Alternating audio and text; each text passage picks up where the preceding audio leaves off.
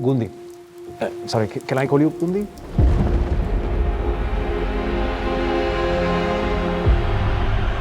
So, our coach would like to have you in his great team.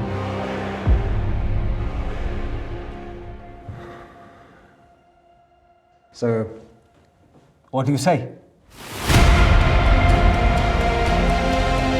Гоше, ще можеш да играеш в неделя, нали? Не само ще играя, аз мисля да влизам в атака. Когато виждам дърво, аз знам, че виждам дърво! Познаваш ли? Много висока топка. Кой беше този лонгур? Футболист от дружество. Казвам ти го кратко и ясно. Стой далеч от дъщеря ми.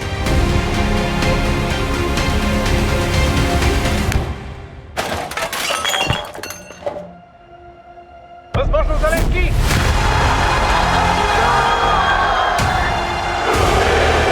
Аспарухов се превърна в най-популярния човек в България.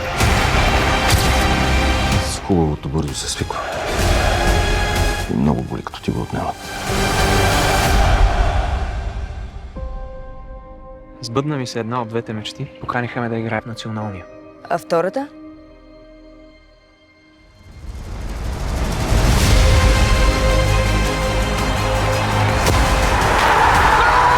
Спасете се от купи последните секунди! Жена ти няма да може да се намери работа, ако аз реша. Ти никога повече няма да играеш в футбол, ако аз реша. Не решавай. Този мач ще остане в историята за България. We can arrange you in Italian citizenship.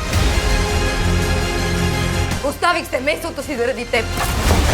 Някога 60 000 души викали ли са името ви?